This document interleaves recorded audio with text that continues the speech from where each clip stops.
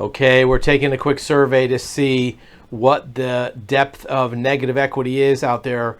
We do a lot of clients and hundreds of them every month, but we want to get a larger picture of how bad the negative equity scenario is for car loan payers.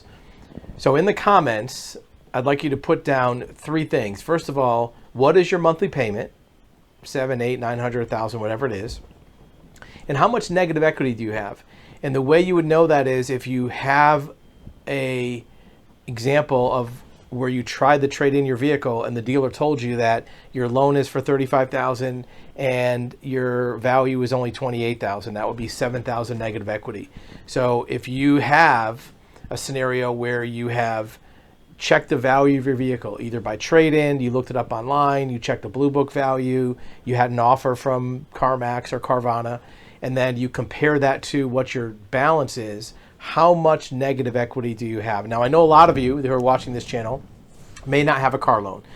You bought your car for cash or you paid off your loan, then your negative equity would be zero. That's fine. That's not what we're looking for. We want to find out people who have an open loan, what your current negative equity is.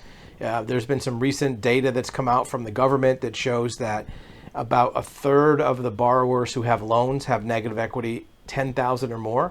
We just want to see if that matches up with the people who are watching this channel. So if you're watching this, click the comment, put in my payment is $782, my negative equity is $11,500, whatever it is, just so we can get a sense and other people can see also where they stand compared to what the marketplace is out there. And then in a week or so, we'll kind of compare that with what we've seen for our clients, so we can let you know what our clients have shown us for their negative equity and how much of that can be removed using a LoanExit.